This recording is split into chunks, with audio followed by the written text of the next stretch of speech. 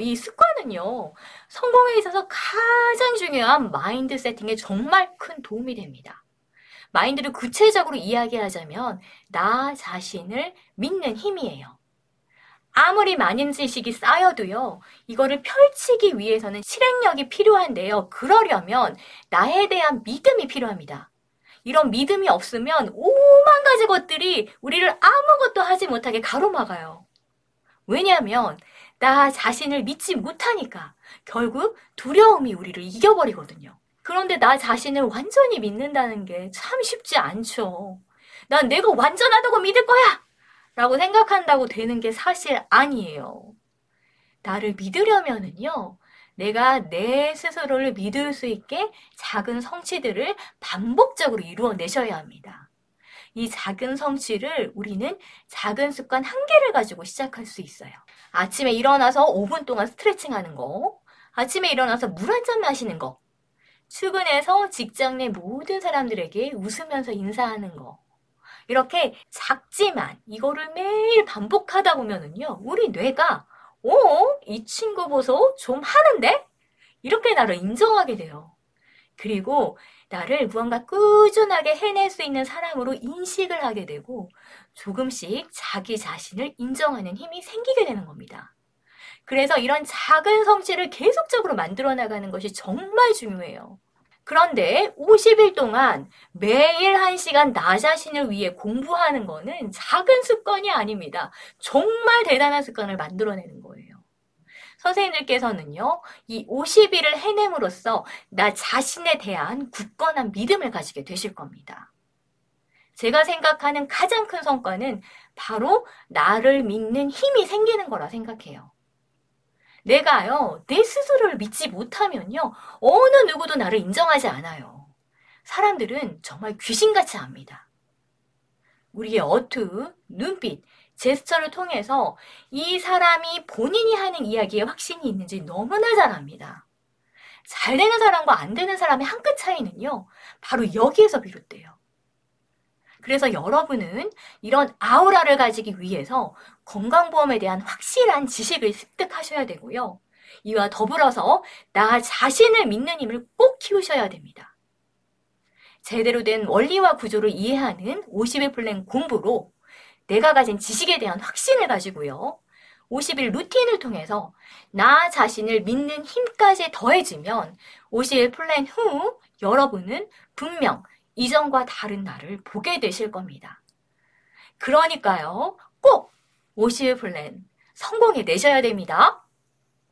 지식을 채우는 것과 동시에 지식의 양이 어느 정도 채워지면은요, 반드시 아웃풋을 하셔야 됩니다. 당장 50일 플랜에서 하는 액션 플랜이 이 아웃풋의 일종이고요. 치과 직원들에게 교육을 한다거나 원장님에게 어떤 제안을 한다거나 모르는 것을 물어봤을 때 이걸 제대로 정지해서 완전하게 스태프들이 알 수 있게 한다거나 이런 모든 활동이 아웃풋입니다.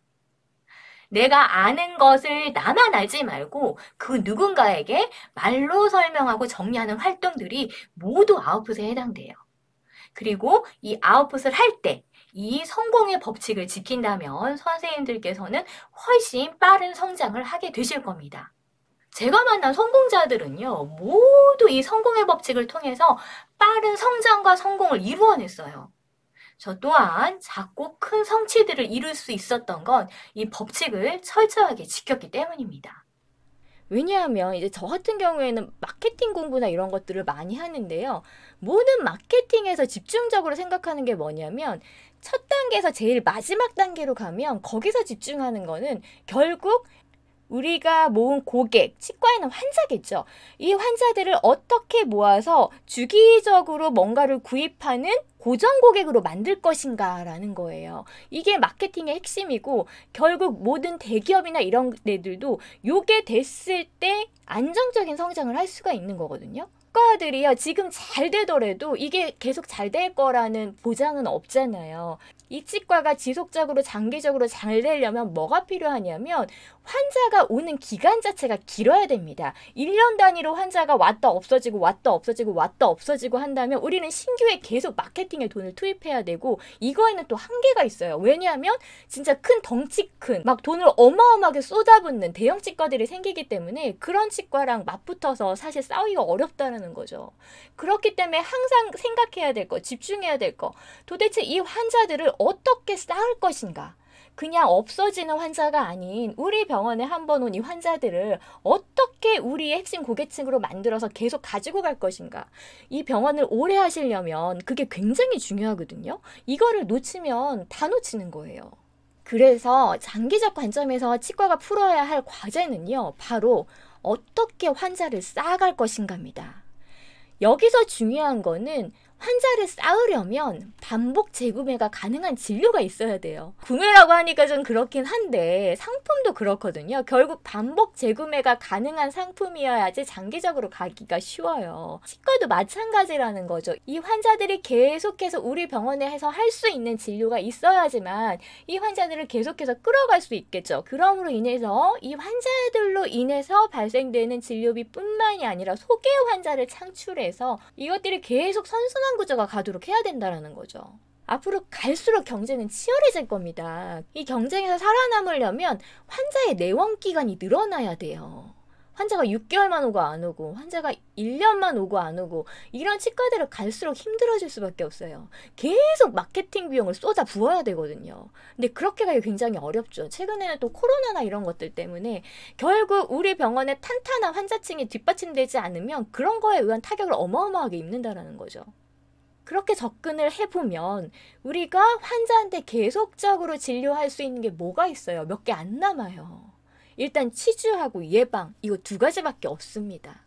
그렇기 때문에 치과가 살아남으려면 이 두 가지를 안 가져갈래야 안 가져갈 수 없어요. 그래서 오히려 코로나 때문에 힘들어지면서 예전에 마케팅으로 잘 되던 치과들이 예방 쪽으로 눈을 돌리고 관점을 바꾸고 있어요.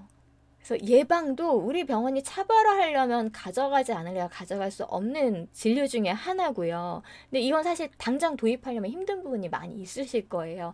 단계적으로 조금씩 하더라도 우리가 지금 현재 당장 할 수 있는 거 치주는 사실 하려고 마음만 먹으면 얼마든지 할 수 있잖아요.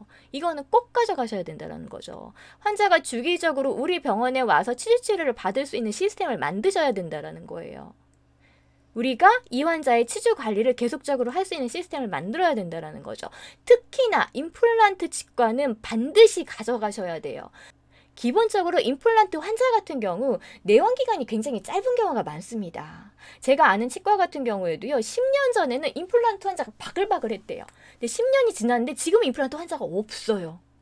왜 그럴까요? 임플란트하고 그냥 끝내버린 거예요. 하지만 그 환자를 치주로 계속 지속적으로 관리했다면 그 환자들이 그냥 없어졌을까요? 그렇지 않다라는 거죠. 임플란트 물론 열심히 하셔야겠죠. 하지만 이것만 가지고 못 살아남는다라는 거예요. 치주를 반드시 같이 가져가셔야 되세요. 임플란트에. 임플란트 관리에 치주가 안 들어갈 수 없죠. 이거를 지속적으로 가져갈 수 있는 시스템이 같이 가야 된다는 거죠. 당장 씹는 거에만 몰두하시면 언제 후회할지 몰라요. 저는 지금 그런 걸 너무 많이 봐요. 치과들에 가서 그런 모습을 너무 많이 보기 때문에 정말 느껴서 드리는 말씀이에요. 그거 놓치시면 안 된다는 거예요. 우선 건강보험하고 자동차보험의 차이에 대해서 알아보도록 할게요. 일단은 주체 자체가 다르죠. 우리가 보험 청구하는 거는 어디에서 돈을 주죠? 바로 국민건강보험공단, 나라에서 돈을 주잖아요. 국가에서 이 돈을 운영을 하죠. 바로 우리가 낸 세금을 가지고 운영을 하는 게 국민건강보험이죠. 그래서 운영 주체 자체가요. 건강보험은 나라에 있습니다. 국가에서 운영을 하는 거고요. 자동차 보험은 이거하고는 조금 개념이 다르죠. 우리 세금이나 이런 걸로 운영이 되는 게 아니라 기업에서 운영을 하는 거죠. 그래서 우리가 자동차 보험을 가입을 해서 보험료를 내고 그 보험료 운영을 통해 가지고 거기에 가입된 사람들에게 지급해 주는 게 바로 자동차 보험입니다. 따라서 건강보험은 우리나라 국민이라면 모두 해당 대상이 되지만 자동차 보험의 경우에는 그 자동차 보험에 가입된 사람들만 해당이 되는 거죠. 그래서 우리한테 자동차 보험으로 해달라고 하는 사람들은 자동차 보험에 가입한 사람들이 자동차 보험으로 처리를 해달라고 하는 거예요. 그래서 주체 자체가 다르고 운영되는 자금 자체가 다르다는 거 요거 확실하게 인지를 좀 해주시고요. 그러면 우리가 환자가 왔을 때 건강보험 혜택이 되는지 또 자동차 보험 혜택이 되는지 그걸 어떻게 확인할 수가 있냐 굉장히 중요하죠. 건강보험 같은 경우에도 전 국민이 기본적으로 들도록 되어 있지만 간혹 대상이 아닌 경우도 있잖아요. 그래서 항상 확인을 해야 되죠. 그런데 보험 여부는 바로 수진자 조회를 통해서 확인을 할 수 있죠. 공단에 들어가서 환자가 보험 혜택을 받을 수 있는지 그 부분을 확인할 수 있는 반면에 자동차 보험은 그런 식으로 나라에서 운영하는 것이 아니기 때문에 자동차 보험 혜택을 받을 수 있는지는 그 환자가 가입되어 있는 자동차 보험 회사에 확인을 하셔야 되세요. 그러면 그거를 어떤 것을 통해서 우리가 확인할 수 있냐? 바로 그 환자가 가입된 보험회사로부터 지급보증서를 받아야 됩니다. 지급보증서라는 거는 뭐냐면 우리가 이거 청구할 테니까 너네 심사 결과 나오면 이 돈 줘야 돼 라는 거예요.